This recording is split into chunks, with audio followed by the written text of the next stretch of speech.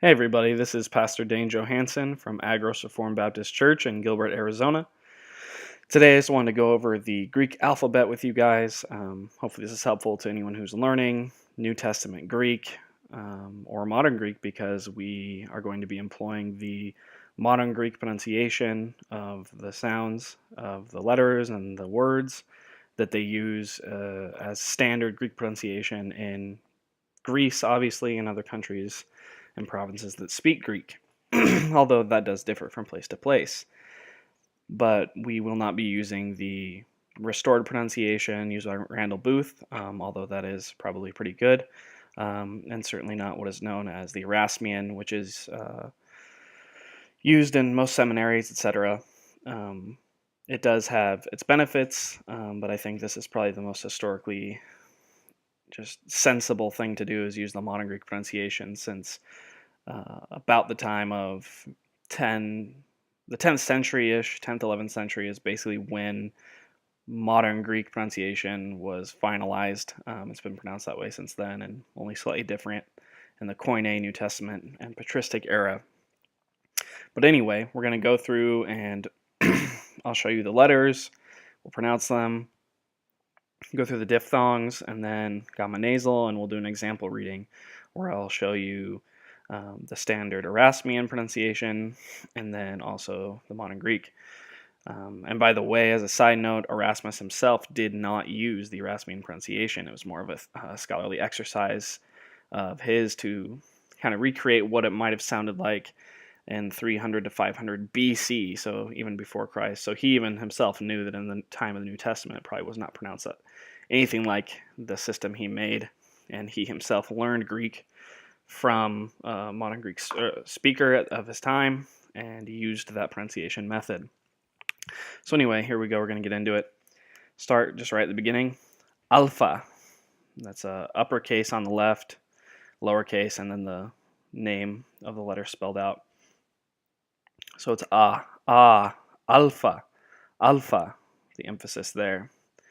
And then what many people know is beta, but in the modern Greek it's vita, vita, so like a V, vita, vita. And then gamma, but in Greek, depending on where it falls in the word, this would be pronounced gamma, gamma, or even more so yama, yama. Just like when you go to get a gyro, it's not a gyro, it's called a gyro. And so a gyro is a sandwich, a Greek sandwich that you get, and it is pronounced ya. So in modern Greek, the G is pronounced like a ya at the beginning of a word, and then within the word it's kind of like a like down in the back of the throat. So gamma, so alpha, vita, gamma, and then delta, like a the, like when you say the th is the delta, delta. Then epsilon, epsilon, zeta, zeta, instead of the dz, dz, zeta, zeta is what it is in the Erasmian, but the modern pronunciation method I'm teaching you here, it's zeta. And then eta rather than eta. So eta, theta, iota, kappa. So it makes it like an E sound, E. Iota. And then kappa, lambda, lambda. And then mi, ni, xi, omicron, omicron, pi, rho. You can trill it kind of like a r, or sometimes it's just a quick one like a ro, but usually it's trilled, ro, but not long like in maybe like Italian, some Spanish words, and Latin where it's a longer trill. This is a quick trill, so ro. And then sigma, so see the gamma there, sigma, sigma, tav, tav, epsilon, epsilon.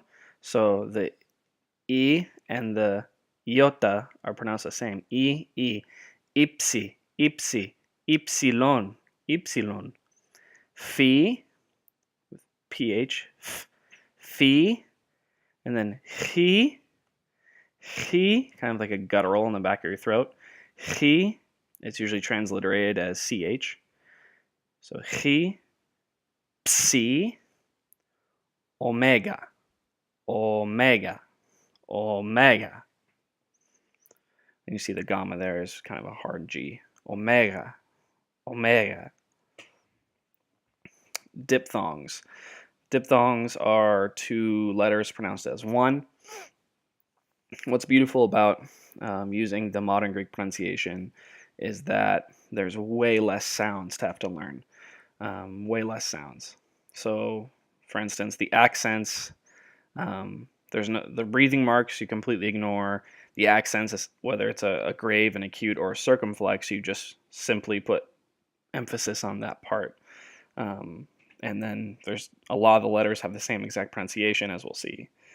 So what most people learn as with alpha, iota, as I is just just like epsilon, And a common word you'll see is the word for and, which in Erasmian is kai, but in modern is ke.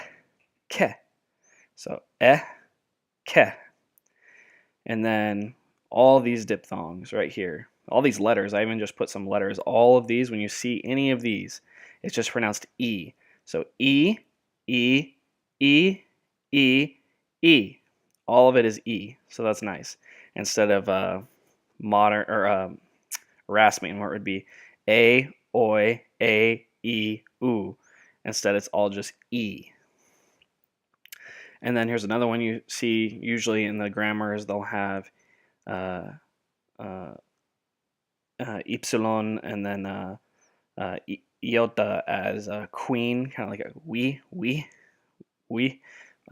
So huias is in the Erasmian, you would say huias using the rough breathing mark. And this, you just pronounce it as ee, very quick.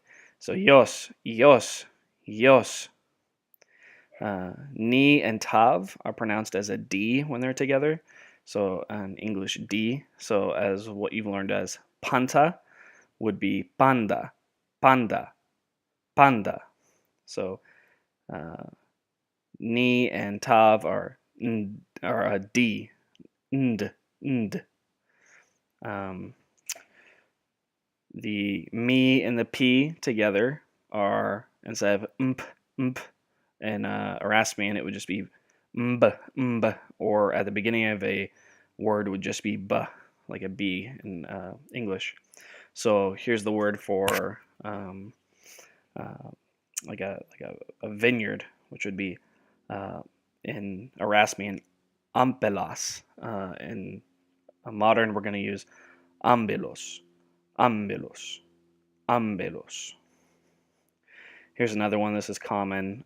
This doesn't change from Erasmian to modern. It's just u. So in English, u. So tu, the, And then these ones that you'll see a lot. This one not so much. The eta, ypsilon, you don't see that much. But these two you see a lot.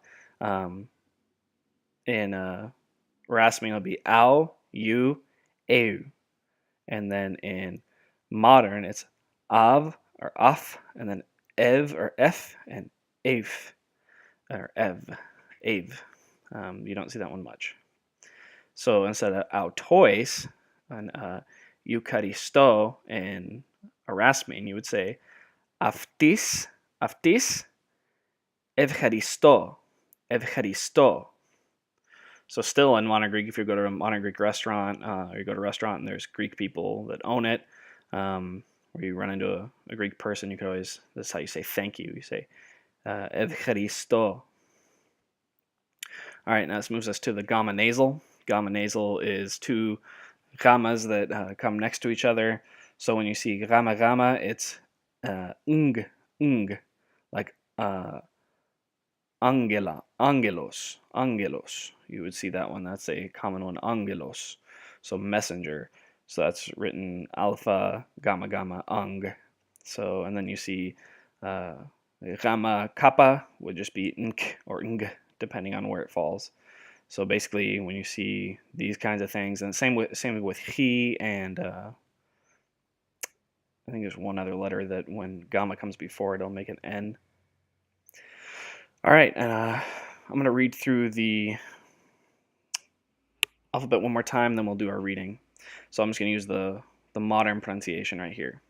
Alpha, Vita, Gamma, Delta, Epsilon, Zeta, Eta, Theta, Iota, Kappa, Lambda, Mi, Ni, Xi, Omicron, Pi, Rho, Sigma, Tav, Epsilon, Phi, Chi, Psi, Omega.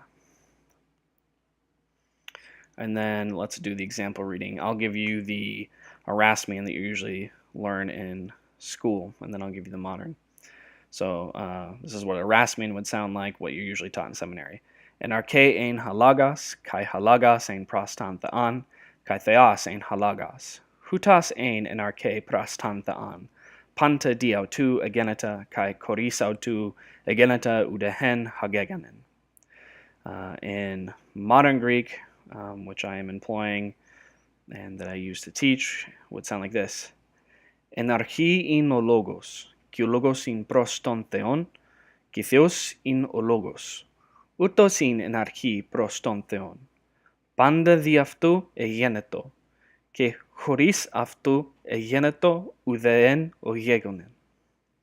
So you see there's a big difference there. And when you get used to using the modern Greek, it definitely makes your reading way quicker, your fluency way better. I highly recommend it. Although you can, get by, and I have for years with using all sorts of different pronunciation methods, but primarily Erasmian is what I've used. Though I learned some modern Greek and then learned how to use modern Greek reading ancient Greek, I've primarily used and taught Erasmian, but I've come to the conclusion this is probably the best way to use modern Greek is with a modern Greek accent and pronunciation. So it definitely helps your fluency. I've noticed I can read way faster back a few years ago when I used exclusively modern Greek, and it's a much easier, more natural way of reading, although you do have, some problems with a few letters, sounding exactly the same, or a few words. So, for instance, Erasmian is nice in the sense that you plural, humin, and then, or humes, and then we, so plural we in Erasmian is hemes, so humes and hemes. In modern Greek, it's both pronounced emis, so be emis, no difference. But again, when you're reading, it doesn't really change anything major. You're only going to have any trouble when you're using it out loud, and even then from context, when you're speaking with people in ancient Greek using modern Greek pronunciation, you'll be able to tell from context.